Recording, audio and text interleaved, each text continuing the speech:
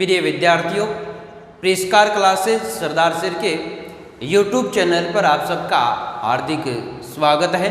हम लोग मेवाड़ के इतिहास के बारे में पढ़ रहे थे और मेवाड़ के इतिहास में हम लोगों ने जैतर सिंह तक पढ़ लिया था। जैतर सिंह के बारे में हम लोगों ने पढ़ा था कि मध्यकालीन मेवाड़ के इतिहास का स्वर्ण काल कहा जाता है डॉक्टर दशरथ शर्मा के अनुसार। और जैतर सिंह के बाद में अगला जो मेवाड़ का शासक बनता है उस शासक का नाम तेज सिंह। तेज सिंह का शासनकाल 1250 से लेकर 1273 ईस्वी तक रहता है। तेज सिंह की बात करें तो ये तेज सिंह शासक बने थे जैतर सिंह के बाद, यानी जैतर सिंह के बाद मेवाड़ का शासक बनता है तेज सिंह। तेज सिंह की बात करें तो तेज सिंह ने उपाधि धारण की थी। इन्होंने दो उपाधि धारण की थी। एक उपाधि धारण की थी जिसका नाम था महाराजा धीराज परम पराक्रमक प्रताप। महाराजा धीराज परम पराक्रमक प्रताप की उपाधि धारण की थी। दूसरी उपाधि की बात करें तो इन्होंने चालुक्य शासकों के समान उभापति वर लब्ध परोढ़ प्रताप, उभापति वर लब्ध प्रौढ़ प्रताप की उपाधि धारण की थी चालुक्य शासकों के समान। तो इन्होंने दो उपाधियां धारण की थी, एक महाराजा धीराज परम पराक्रमक और दूसरी उपाधि धारण की थी उभापति लब्ध प्रौढ़ प्रताप। इस प्रकार की उपाधियां धारण की थी। तेज सिंह की बात करें तो तेज सिंह के शासनकाल में 1253-54 ईस्वी की बात करें तो दिल्ली का एक सुल्तान था जिसका नाम था मोहम्मद गयासुद्दीन बलबन। यानी बात करें तो बलबन की, बलबन इस समय दिल्ली सुल्तान यानी दिल्ली सल्तनत का एक शासक था बलबन।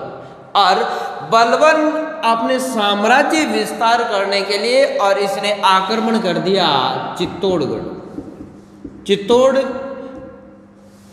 रणथंभौर और बूंदी, इस प्रकार के क्षेत्रों पर इन्होंने आक्रमण कर दिया। परंतु बलबन के आक्रमण को अपने पिता के भांति भी तेजसी ने इनके आक्रमण को विफल कर दिया। जिस प्रकार जैतर सिंह की बात करें तो जैतर सिंह ने इल्तुतमिश के आक्रमण को विफल कर दिया था, उसी प्रकार तेजसी ने अपने पिता की भांति बलबन के आक्रमण को विफल कर दिया और इस बलबन को पराजित कर पुनः धकेल दिया।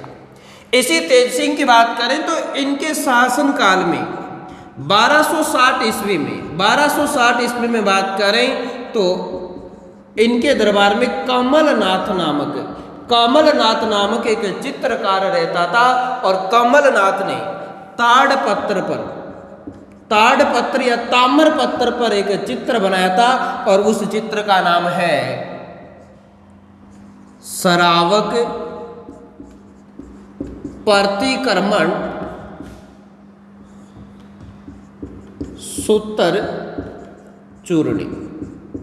यानी राजस्थान का ताम्रपत्र पर या ताड़पत्र पर लिखा गया पहला जो चित्र माना जाता है वो माना जाता है सरावक प्रतिक्रमण सूत्र चूर्णी। और इसी तेज सिंह के शासनकाल में लिखा गया था 1260 में। इनका जो रचनाकार या चित्रकार था उसका नाम था कमलनाथ। और ये राजस्थान के इतिहास का पहला ताड़पत्र या ताम्रपत्र पर उत्कीर्ण चित्र माना जाता है। और तेज सिंह के शासनकाल में बात करें तो मेवाड़ में चित्रकला का प्रारंभ हुआ था। यानी कई बार एग्जाम में पूछा जाता है कि मेवाड़ में चित्रकला का प्रारंभ किन के शासनकाल में हुआ था, तो चित्रकला का प्रारंभ हुआ था तेज सिंह के शासनकाल में। और पहला चित्रित ग्रंथ माना जाता है श्रावक प्रतिक्रमण सूत्र चूर्णी, जो कि महारावल तेज सिंह के दरबार में लिखा गया था कमलनाथ के द्वारा। इसी तेज सिंह की बात करें तो तेज सिंह की पत्नी थी जिसका नाम था देवी।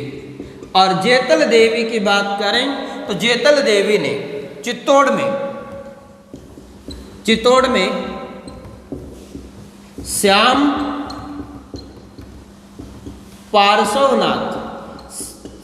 पार्श्वनाथ नामक भगवान का मंदिर बनवाया था। तो चित्तौड़ में तेज सिंह की पत्नी जेतल देवी ने श्याम पार्श्वनाथ नामक मंदिर बनवाया था और यह मंदिर बनवाया गया था चित्तौड़गढ़ में बनाया। किसके द्वारा बनाया गया था? तेज सिंह की पत्नी थी जिसका नाम था जेतल देवी। तो तेज सिंह की पत्नी का नाम था जेतल देवी। जेतल देवी ने चित्तौड़ में एक मंदिर बनवाया था, उस मंदिर का नाम है श्याम पार्श्वनाथ मंदिर। तो हम मेवाड़ महाराणा के एक शासक के बारे में पढ़ रहे हैं, उसका नाम है तेज सिंह। और तेज सिंह का शासनकाल 1250 से लेकर 1273 ईस्वी। आपको कई साहित्यिक स्रोतों में इनका शासनकाल 1253 से लेकर 1273 तक मिल सकता है, परंतु हिंदी ग्रंथ अकादमियों के अनुसार बात करें तो 1250 से लेकर 1273 ईस्वी तक है। और यह उत्तराधिकारी यानी मेवाड़ के शासक बने थे जेतर सिंह के बाद। इन्होंने उपाधि धारण की थी महाराजा धीराज परम पराक्रमक प्रताप की, और दूसरी चालुक्य शासकों के समान उपाधि धारण की थी उभापति वर लब्ध प्रौढ़ प्रताप महाराजा धीराज तेज सिंह। और इनके शासनकाल में बलवन का आक्रमण हुआ था और बलवन के आक्रमण को इन्होंने विफल कर दिया था। इनके शासनकाल में 1260 में कमलनाथ के द्वारा ताड़पत्र पर एक चित्र उत्कीर्ण करवाया गया था जिसका नाम था श्रावक प्रतिक्रमण सूत्र चूर्णी। और मेवाड़ में चित्रकला का जो सूत्रपात माना जाता है वो तेज सिंह के शासनकाल में माना जाता है। और इनकी पत्नी जेतल देवी ने चित्तौड़ में श्याम पार्श्वनाथ मंदिर का निर्माण करवाया था। इसी तेज सिंह के बाद में मेवाड़ का शासक बनता है समर सिंह। तो अगले शासक की चर्चाएं करें। समर सिंह।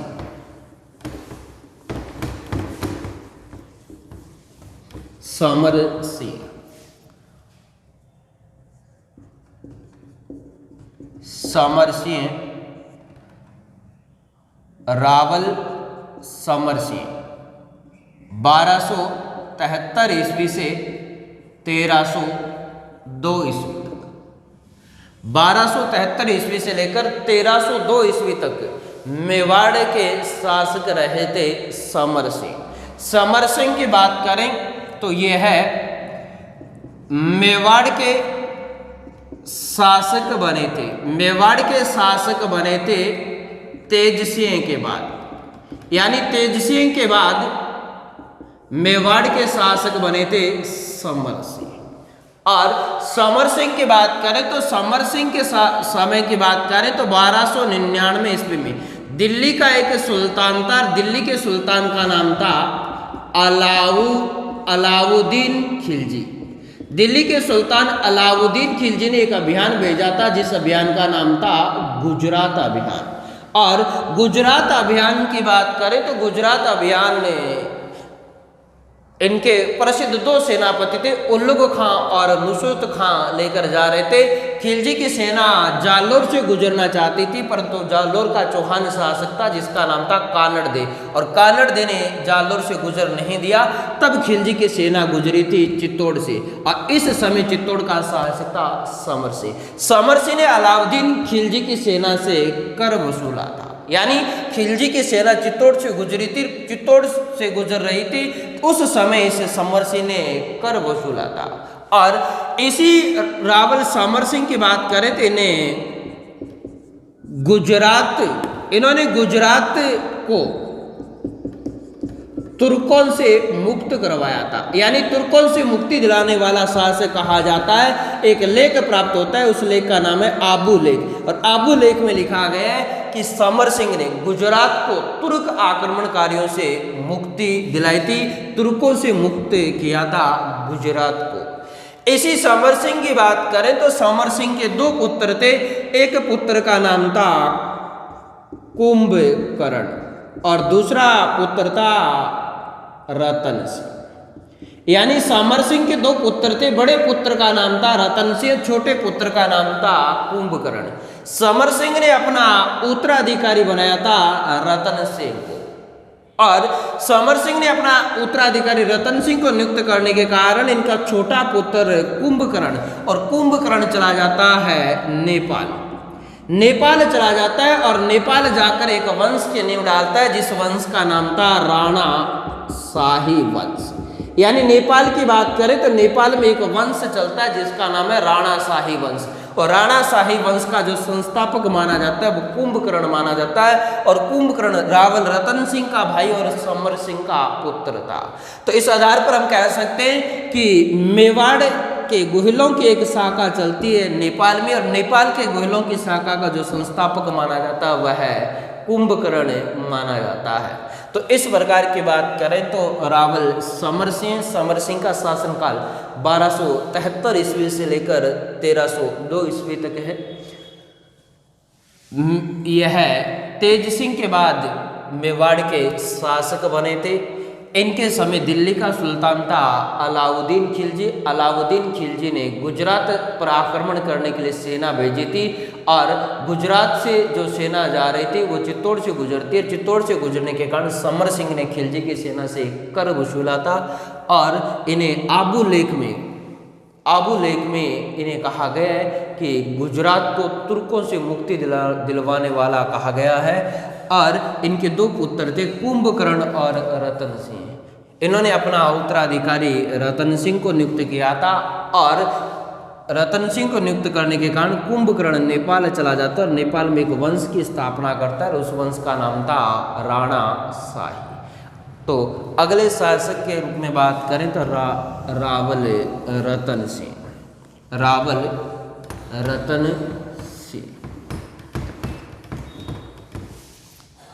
रावल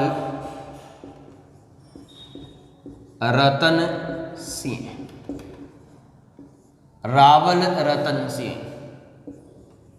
1302 ईस्वी से 1303 ईस्वी तक शासक रहे थे रावल रतन सिंह।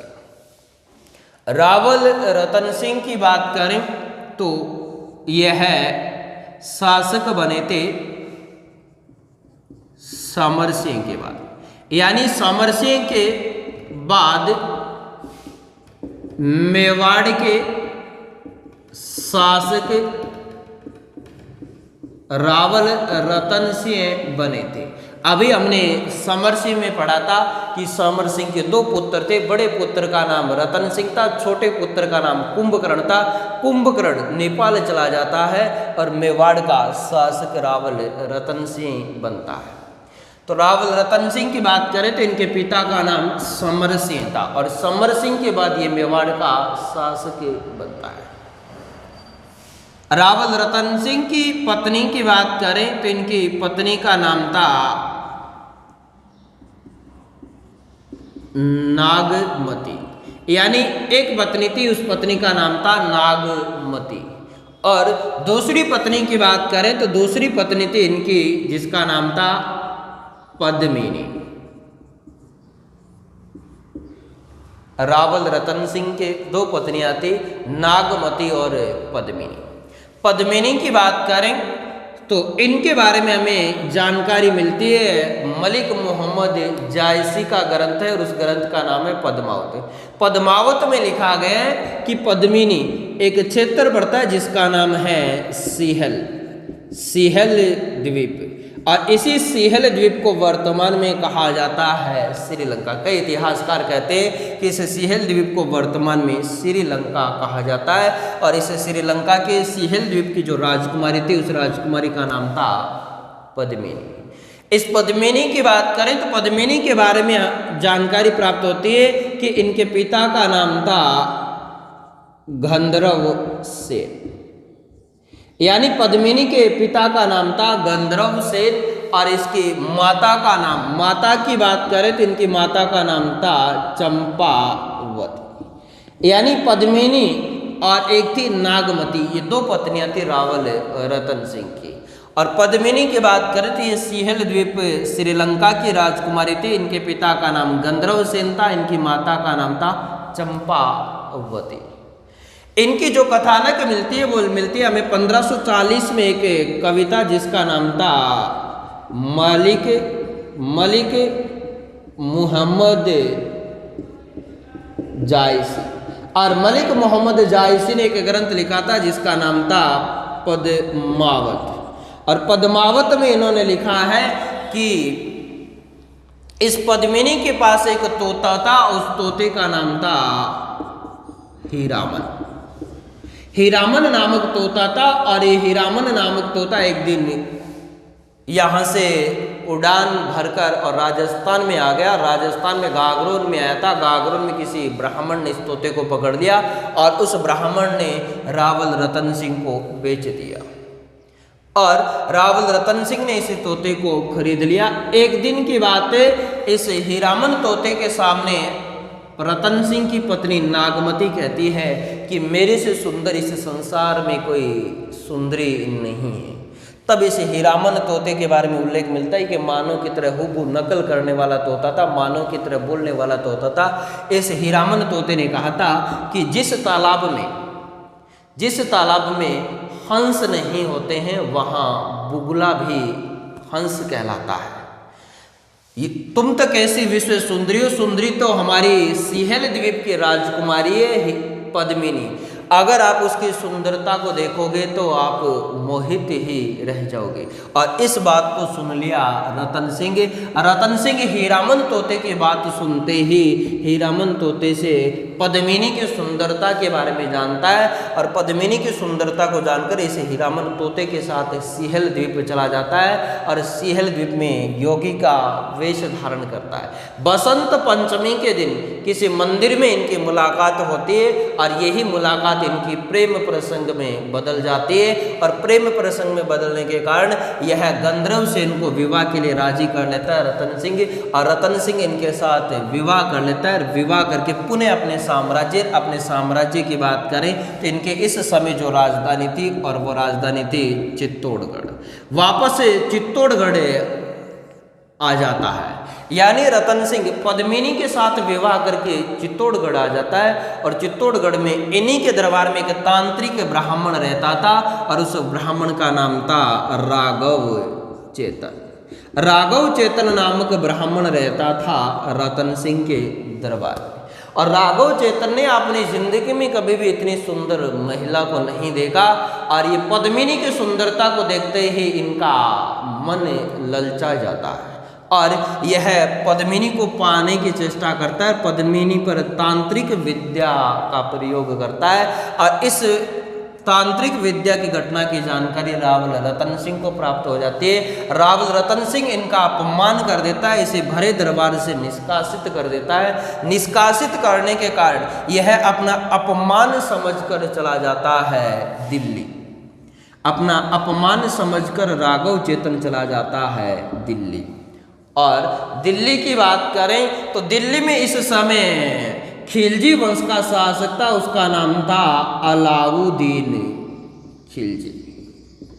अलाउद्दीन खिलजी के दरबार में चला जाता है। अलाउद्दीन खिलजी इस समय अपना दरबार चला रहा था रानियों के साथ, अपने बेगमों के साथ। ये राघव चेतन अलाउद्दीन खिलजी के पास जाकर कहता है और अलाउद्दीन खिलजी को पूछता है कि तुम्हारे पास ये कौन बैठी है। तब खिलजी कहता है ये तो बेगमें।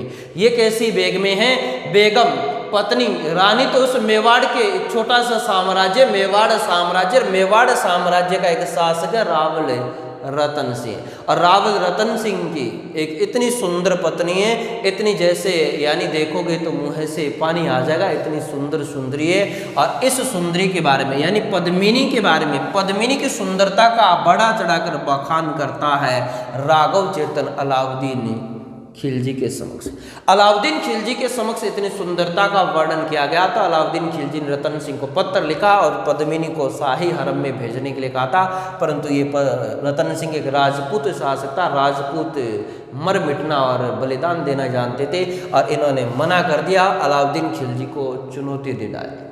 इसी समय के बारे में मलिक मोहम्मद जायसी आगे लिखता है कि अलाउद्दीन खिलजी को रतन सिंह ने मना कर दिया और मना करने के कारण अलाउद्दीन खिलजी ने आक्रमण कर दिया चित्तौड़ पर। अलाउद्दीन खिलजी दिल्ली से सेना लेकर चित्तौड़ यानी मेवाड़ आ जाते। मेवाड़ आकर चित्तौड़गढ़ दुर्ग के चारों ओर घेराबंदी कर लेते हैं। कुछ इतिहासकारों ने वास्तविक रूप से बात करें तो इस आक्रमण का कारण ही पद्मिनी को माना है, और पद्मिनी की जो प्रेम आख्यान है, प्रेम कहानी को सत्य मानता है मात्र एक इतिहासकार है, और उस इतिहासकार का नाम है डॉक्टर दशरथ शर्मा। डॉक्टर दशरथ शर्मा ने इस प्रेम कहानी को प्रामाणिकता के साथ पेश किया है, परंतु राज्य के अन्य इतिहासकार की बात करें तो डॉक्टर जी.एच. ओझा, डॉक्टर कानूनगो, और इनके अलावा की बात करें तो बूंदी के राजकीय कवि थे जिसका नाम था सूर्यमल मिश्र। इन सब ने इन कहानी को काल्पनिक माना है, इस कहानी को सत्यता नहीं दी है। सिर्फ इस कहानी को सत्यता देने वाले राज्य का एकमात्र इतिहासकार है डॉक्टर दशरथ शर्मा। इन्होंने अपनी पुस्तक through the edges of Rajasthan में पद्मिनी की और रतन सिंह की प्रेम कहानी को सत्य प्रकाशित किया है। इन्होंने कहा है कि अलाउद्दीन खिलजी के आक्रमण करने का मुख्य कारण ही उन रतन सिंह की सुंदर पत्नी पद्मिनी को पाना था, और परंतु अन्य इतिहासकार डॉक्टर जी.एच. ओझा, कानूनगो, डॉक्टर सूर्यमल मिश्र, ये सभी इस कहानी को काल्पनिक मानते। इन्होंने आक्रमण के कारण किसी अन्य को माना। तो हम लोग जिस शासक के बारे में चर्चाएं कर रहे हैं उस शासक का नाम रतन सिंह है। रतन सिंह का शासनकाल 1302 से 1303 ईस्वी तक है, और ये उत्तराधिकारी समर सिंह का था।